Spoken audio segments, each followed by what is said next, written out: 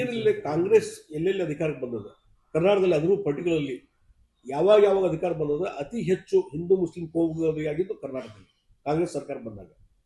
ಮತ್ತು ಈಗ ಸಿದ್ದರಾಮಯ್ಯ ಸರ್ಕಾರ ಬಂದ ಮೇಲೆ ಅಲ್ಪಸಂಖ್ಯಾತರ ಬಂಧುಗಳು ಏನು ಮಾಡ್ತಾ ಇದ್ದಾರೆ, ನಮ್ಮನ್ನು ಯಾರೂ ಹೇಳೋರು ಕೇಳೋರು ಇಲ್ಲ, ಮತ್ತು ಹಿಂದೂ ಮೆರವಣಿಗೆ ಮೇಲೆ ಕಲ್ಲು ಒಗೆಯುವಂಥದ್ದು, ಬಾಗಲಕೋಟೆಯಲ್ಲಿ ಆದಂಥ ಘಟನೆ, ಮದ್ದೂರದಲ್ಲಿ ಆದಂಥ ಘಟನೆ, ಹಿಂದೂ ಸಮಾಜೋತ್ಸವ ಯಾವುದೇ ಮೆರವಣಿಗೆ ಮಾಡಿದರೆ, ಗಣಪತಿ ಮೆರವಣಿಗೆ ಇರ್ಬೋದು, ರಾಮನ ಮೆರವಣಿಗೆ ಇರ್ಬೋದು, ಶಿವಾಜಿ ಮೆರವಣಿಗೆ ಇರ್ಬೋದು, ಎಲ್ಲದರಲ್ಲಿ ಮೂಗು ತೋರಿಸುವಂಥ ಕೆಲಸ ಅಲ್ಪಸಂಖ್ಯಾತರು ಮಾಡೋದು. ಅದಕ್ಕೆ ಕಾರಣ ಆ ಧೈರ್ಯ ಯಾಕೆ ಬಂತಂದ್ರೆ ಕಾಂಗ್ರೆಸ್ ಸರ್ಕಾರಕ್ಕೆ ನಾವು ಏನು ಮಾಡಿದ್ರು ನಡೀತದೆ, ಟೇಕ್ ಇಟ್ ಗ್ರಾಂಟೆಡ್ ಅನ್ನುವಂಥ ಭಾವನೆ ಬಂದಿದ್ದರಿಂದ ಈ ರೀತಿಯಾದಂಥ ಒಂದು ವ್ಯವಸ್ಥೆ ಬಂದದ.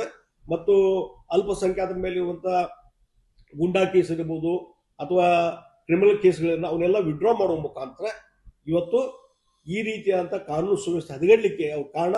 ಮತ್ತು ಲವ್ ಜಿಹಾದ್ ಕೇಸ್ಗಳು ಬಹುಶಃ ನನಗೆ ಹಿಂದೂ ಹೆಣ್ಮಕ್ಳ ಮೇಲೆ ಯಾಕೆ ಅವ್ರಿಗೆ ಕಂಡುಬಿಟ್ಟು ನನಗೆ ಅರ್ಥ ಆಗ್ತಾ ಇಲ್ಲ. ಹೀಗಾಗಿ ಮುಸಲ್ಮಾನರು ಇವತ್ತು ಈ ರೀತಿ ಲವ್ ಜಿಹಾದ್ ಮಾಡುವಂತಹ ಪ್ರವೃತ್ತಿ ಬಿಡ್ರಿ, ನಿಮ್ಮ ಧರ್ಮ ನೀವು ಆಚರಣೆ ಮಾಡ್ಕೊಂಡು ಹೋಗ್ರಿ, ನಿಮ್ಮ ಧರ್ಮದಲ್ಲಿರುವಂಥ ಹೆಣ್ಮಕ್ಳನ್ನ ನೀವು ಮದುವೆ ಆಗ್ರಿ, ಅದು ಬಿಟ್ಟು ಈ ರೀತಿ ಹಿಂದೂ ಹೆಣ್ಮಕ್ಳಿಗೆ ಬಲಿಪಶು ಮಾಡುವಂಥ ಕೆಲಸ ಲವ್ ಜಿಹಾದ್ ಹೆಸರಲ್ಲೇ ಇದು ಅತ್ಯಂತ ಖಂಡನೀಯ. ಮತ್ತು ಇದೊಂದು ಬಹಳ ದೊಡ್ಡದಾದಂಥ ಕ್ರಿಮಿನಲ್ ಆಕ್ಟಿವಿಟೀಸ್. ಇದಕ್ಕೆ ಸ್ಕೋಪ್ ಸಿಕ್ಕಿದ್ದು ಯಾಕಂದ್ರೆ ಕಾಂಗ್ರೆಸ್ ಸರ್ಕಾರ.